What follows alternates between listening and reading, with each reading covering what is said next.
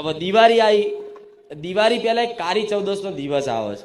એ કાળી ચૌદસના દિવસે મિત્રો જય શ્રી મેલડીમાં કાળી ચૌદસના દિવસે શું કરવું એ આ વિડીયોમાં જણાવ્યું છે।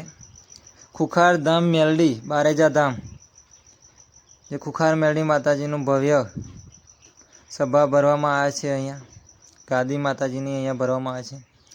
તો મિત્રો કાળી ચૌદસે કોઈ બલી ચડાવવાની જરૂર નથી, પરંતુ તમે આ વિડીયોમાં બતાવ્યા પ્રમાણે કરશો તો માતાજી ભગવાન તમારા પર ખુશ થઈ જશે।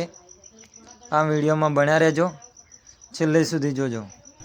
કઈ ના કરો ને, તમારા ઘેર તમારું 84 ખાતું પૂજાતું હોય કે ના હોય, તમે જાણતા હોય કે ના હો, પણ એને ઘરની બહાર 2 અગરબત્તી કરી અને બજારમાંથી હારી એવી મીઠાઈ ને ચવાણું લાવી અને આંખો બંધ કરીને કહેજો કે માં, અમારી 84 ખાતાની માતા કોણ છે એ ખબર નહીં, પણ અમે તો ખાલી મહાકાળી અને ચામુંડા જ પૂજીએ છીએ, પણ અમારી 84 ખાતાની માતા હોય તો આટલો વ્યવહાર આલીએ છીએ। રામ જો હજુ સ્વીચ પાડી નહીં ના ચાલુ જોઈ લે, આ કરંટ છે। હજુ જોઈશ તમારી કેટલી માતાઓ છે। હું મેલડી બોલાવું અને તમારી માતા જો આખોટો ના કરે ને તો ગોળા મારું મેલડીનું ધૂણું ને કાર છે।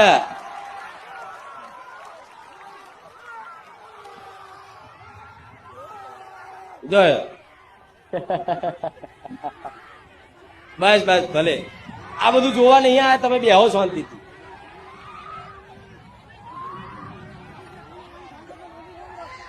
ઓંધળો વ્યવહાર આલજો।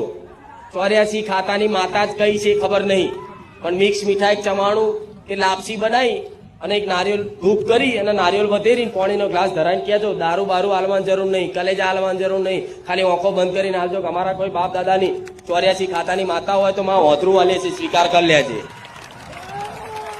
કે જે તમને 12 મહિને વિઘનો નાખે ને વચ્ચે, જેમ કે આઠમના નિવેદ હોય તો અમુક મઢમાં બેઠા હોય કકરાટ થાય, આઠમ આવે ને 4 દાડા પહેલા જ એક્સિડન્ટ થાય, કોકનું મૃત્યુ થઈ જાય, કંઈક ના કંઈક અણબનાવ થાય અને નિવેજમાં વિઘન આવે।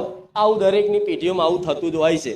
ક્યારો અમારે તો નિવેજ જ નહીં થતા, બોલો નિવેજ કરવાનો ટાઈમ આવે ને તારે જ કોકનું કોક મરી જાય અને અમારે નિવેદ ના થાય, સૂતક આવે કે ખાટલો આવે કે આ તે ફલાણું ત્યાં કરું, તો જો કદાચ એવું વિઘન તમારા ના લાવવું હોય તો તમારા બાપ દાદાએ ચોક અંદર ખોને કોઈ 84 ખાતાની માતાઓ પૂજી હોય અને તમારા વડવાઓ કીધું ના હોય અને વડવા જતા રહ્યા હોય ભગવાનના ઘેર, પણ એ માતાઓ તો ધરતી પર જ રહેવાની। આજ મારી વસ્તીના ઘેર હું 4થી પેઢીએ જાગૃત થઈ।